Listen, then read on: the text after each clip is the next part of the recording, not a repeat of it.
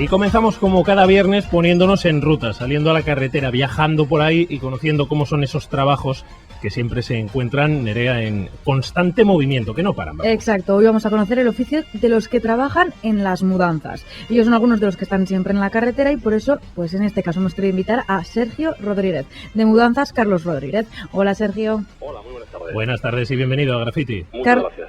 Carlos Rodríguez es una empresa familiar asentada en Portugalete y que lleva ya trabajando más de 30 años en el sector. Carlos, ¿cómo es vivir en la carretera? ¿Cómo es estar ahí todo el día? Bueno, pues vivir en la carretera es, bueno, tiene su cosa de dificultad, de dureza, ¿no? Pero bueno, las nuevas tecnologías y los avances pues han facilitado sobremanera el trabajo de una empresa de mudanzas, haciéndolo pues mucho más cómodo y por supuesto muchísimo más llevadero. Vosotros trabajáis en todo tipo de mudanzas, da lo mismo que os digan de aquí para allá son 3 manzanas o de aquí para allá son varios cientos de kilómetros, ¿no? Claro, sí. A ver, con una mudanza siempre estamos en ruta, es una ruta pequeña, si es una mudanza local, bueno, hoy un poquito más grande si es nacional o internacional, desde luego. Entonces, nosotros estamos continuamente moviéndonos. Mudanzas Carlos Rodríguez se mueve todos los días y a todas las horas. ¿Eres de los que necesita quizás un cafecito así por las mañanas sobre todo o lo llevas bien, lo de conducir? Hombre, lo de conducir siempre se trata de llevarlo mejor, pues un café mañanero siempre ayuda, siempre entona y siempre le pone a uno, pues eso, hacia arriba, ¿no? Pero bueno, también yo creo que lo que ayuda a hacer más fácil nuestro trabajo, nuestra labor es simplemente aplicar la ley y respetar las horas de conducción, las horas de descanso, y es así como las cosas se llevan a buen puerto, los viajes se llevan a buen puerto y las cosas salen bien. Hemos oído hablar de los tacógrafos, pero igual no tenemos tan claro cuáles son los límites, ¿no? De horas, ¿cuántas horas se pueden conducir de forma consecutiva? Bueno, pues de forma consecutiva, en esencia, la ley marca a día de hoy que se puede conducir hasta un máximo de 8 horas y en alguna jornada, 2 concretamente a la semana, pues podríamos conducir de 9 horas. De esta manera, pues asegura que el chofer del camión de mudanzas pues pueda descansar y pueda tomarse la vida con un poquito más de relajo, porque no hay que olvidar, claro, que nosotros no solo nos dedicamos a conducir o a llevar un camión de un punto a otro, nosotros montamos casas, nosotros llevamos la vida de las personas en nuestros camiones, ¿no?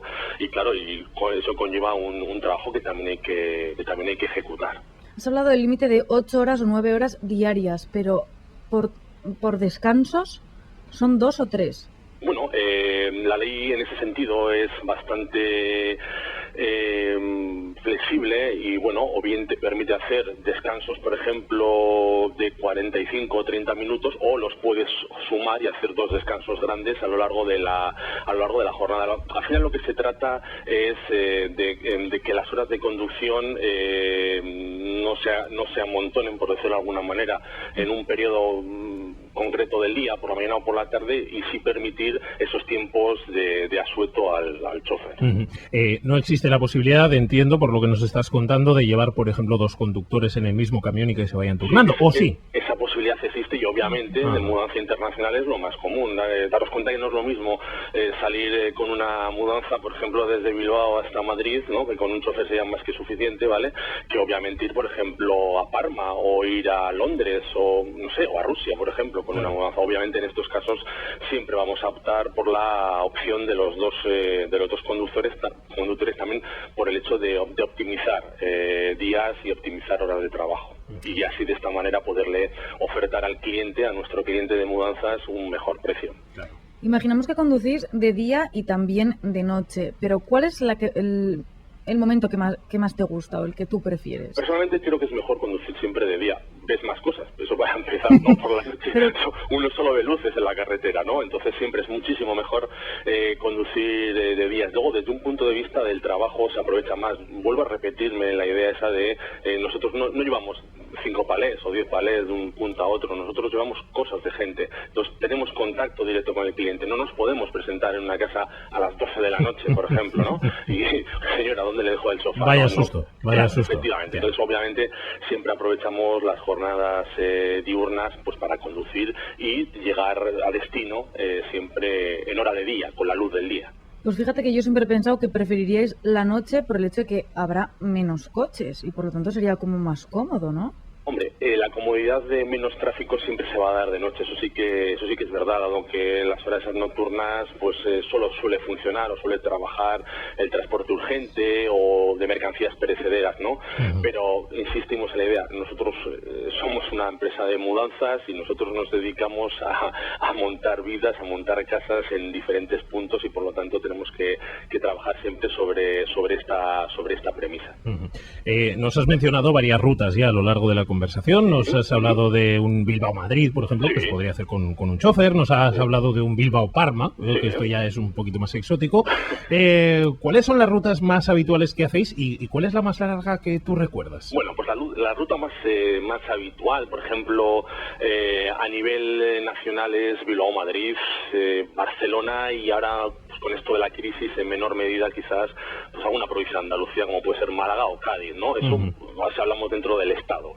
Si salimos ya de nuestras fronteras, hablaríamos de países como Reino Unido, Francia y quizás en menor medida Alemania. Y si nos vamos ya más lejos todavía, que nos podemos ir más lejos, Mudanzas Carlos Rodríguez, pues ir más lejos, pues podríamos hablar, por ejemplo, de Brasil, de México o incluso países de Oriente Próximo, ¿por qué no? Toma ya, efectivamente. me acabas de dejar patidifuso, hombre, claro, a uno cuando le llega una oportunidad, por ejemplo, laboral, y dice, oye, que me tengo que ir a Qatar, pues mudanza a Qatar. Efectivamente, mira, una de las pocas consecuencias positivas que ha podido traer la crisis, si es que ha traído alguna, es el aumento, por ejemplo, de este tipo de servicios de mudanza internacional y generalmente, como muy bien has señalado, hablamos siempre, o la principal motivación es por temas laborales, por lo tanto no están las cosas como para decir a un trabajo que no, aunque sea pues en Qatar o aunque sea en Uruguay o en cualquier otro país del mundo, ¿no? Por lo tanto, obviamente ahí también surge la necesidad de mudanza. ¿Has tenido la ocasión de realizar tú uno de estos viajes? Sí, obviamente a nivel continental sí, obviamente, a nivel intercontinental no, porque bueno, la metodología de funcionamiento es distinta.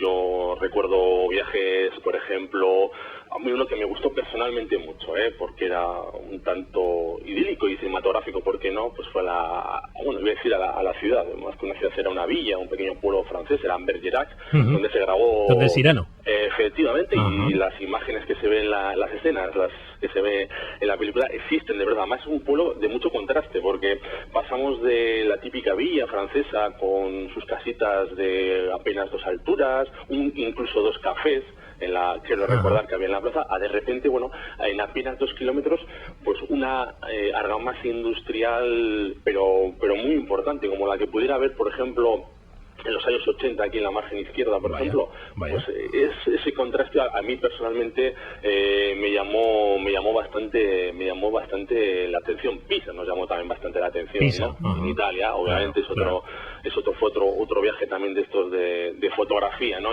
Ahí creo que se pueden dejar los cuadros torcidos, que no pasa nada porque están acostumbrados. Ahí no hubo mucho problema porque la verdad es que la gente ya tiene por ejemplo, en esa ciudad tiene muy asimilado ya las bromas con este tipo de... Sí, ¿no?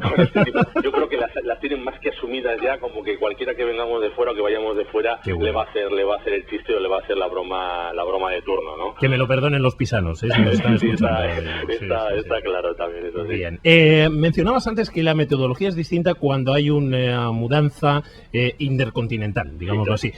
¿Cuál es esa metodología? Porque, claro, me imagino que igual se tiene que recurrir a alguna empresa local o no sé, ¿cómo lo hacéis? Claro, obviamente, cuando hablamos de mudanza intercontinental, en primer lugar, la primera característica fundamental es que nosotros no vamos con nuestros camiones, es decir, nosotros no cargamos una mudanza en Guecho o en San Sebastián, no me da igual, y la llevamos, por ejemplo, hasta México en uno de nuestros vehículos. En estos casos, lo que hacemos uso son de contenedores marítimos, esos contenedores se trasladan vía marítima en barco y luego ahí en destino ya un agente local, una empresa de mudanzas local es la que se va a encargar de terminar de ejecutar la mudanza, ¿no? Entonces, obviamente, ahí cambia un poquito la metodología. ¿Sí? Te iba a decir que tenéis que tener toda la confianza del mundo en esas agencias y en esas empresas locales, porque al final quien está poniendo el nombre y la cara aquí sois vosotros, ¿no? Efectivamente, al final es el trabajo de más de 30 años. Hemos conseguido tejer una alianza importante de colaboradores y de agentes, ¿no?